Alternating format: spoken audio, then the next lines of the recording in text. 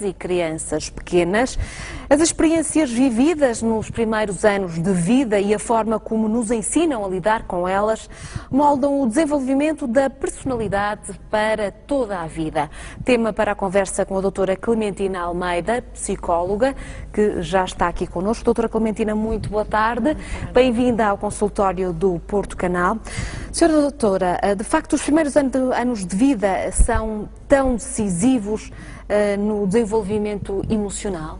São assim tão decisivos? É verdade, ou seja, são decisivos por uma razão que se consegue perceber de algum modo, que é o desenvolvimento cerebral do bebê é feito em grande parte no período fetal, mas depois também nos primeiros anos de vida.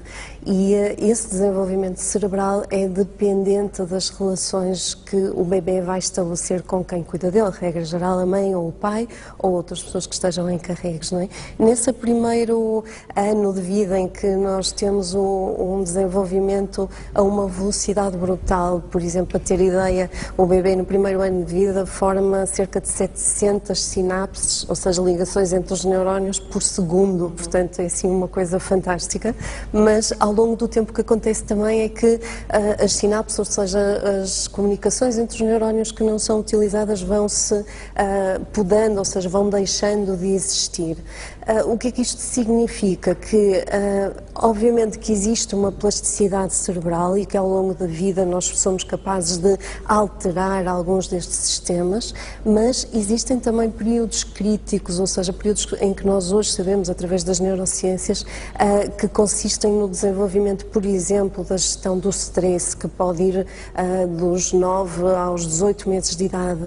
E se isso não acontece de uma forma saudável, nós vamos ficar com o registro como se fosse uma espécie de fundação para a personalidade. Não quer dizer que mais tarde não se consigam alterar, mas sem dúvida que os primeiros anos são altamente fundamentais neste sentido, porque têm é como se fosse as fundações de uma casa, ou seja, ficam para toda a vida. Se nós mais tarde tivermos problemas, se calhar podemos ir arranjar uma parede ou outra, mas as fundações em si são bastante mais complicadas de alterar.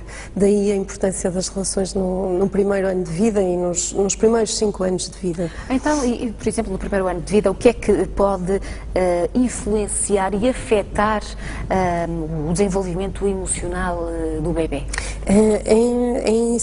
No essencial, o que afeta é a capacidade do adulto que cuida do bebê reconhecer as necessidades desse bebê e ser capaz de lhes responder. Isto aparentemente é fácil, é uma coisa que as pessoas intuitivamente o fazem, mas a verdade é que todos nós temos também a nossa personalidade e é inevitável que às vezes a leitura desses sinais dos bebês seja enviesada pela personalidade de quem está a cuidar.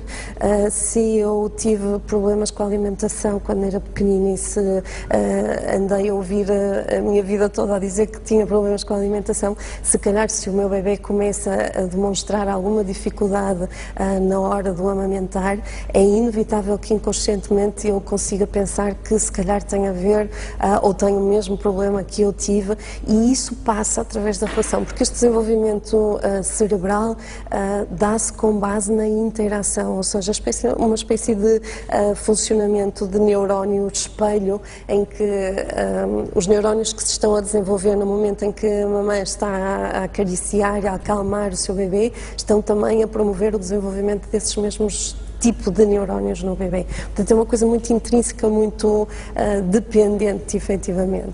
Então, o bem-estar do bebê é, sem dúvida, influenciado pelo ambiente e pelas relações dos familiares mais próximos. E eu pergunto-lhe, por exemplo, se a mãe está deprimida, o bebê pode tornar-se apático, sem resposta? Exatamente, não é? Esse é um dos casos, não é?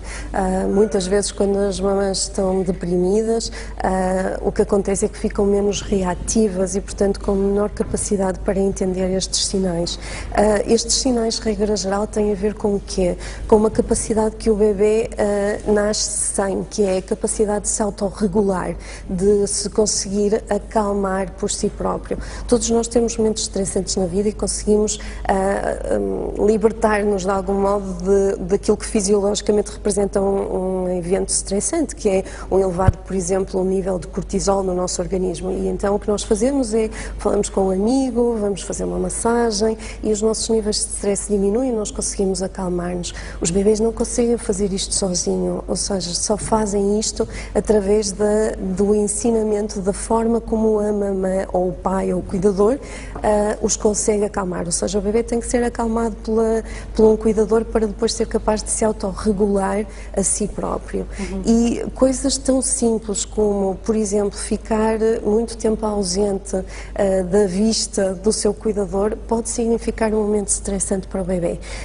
Não significa que seja sempre tóxico, mas a verdade é que se ele se repete, se a intensidade começa a aumentar, ou seja, se eu tenho a mamã deprimida e repetidamente eu não consigo ser satisfeita em termos da minha acalmia, da minha autorregulação, o que acontece é que estes produtos que vamos libertando vão sendo tóxicos em termos de desenvolvimento cerebral.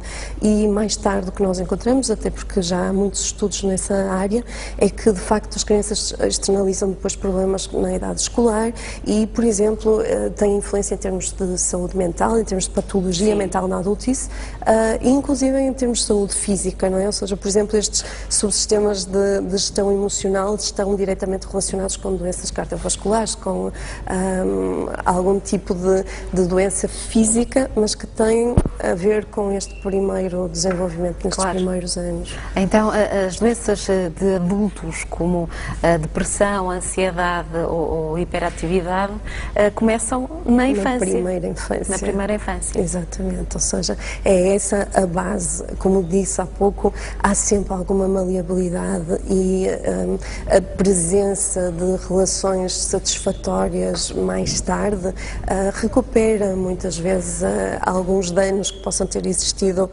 no início, mas efetivamente as bases ficam lá e ficam lá registadas. E no caso, por exemplo, das mães que sofrem de depressão pós-parto, estas mães vão também passar experiências negativas para os bebés? Não necessariamente, dependendo do tempo que esta depressão, que este estado depressivo pode ter, não é? Ou seja, se de facto o que importa se calhar não é tanto uma ocasião ou uma situação, mas sim a extensão em que essa situação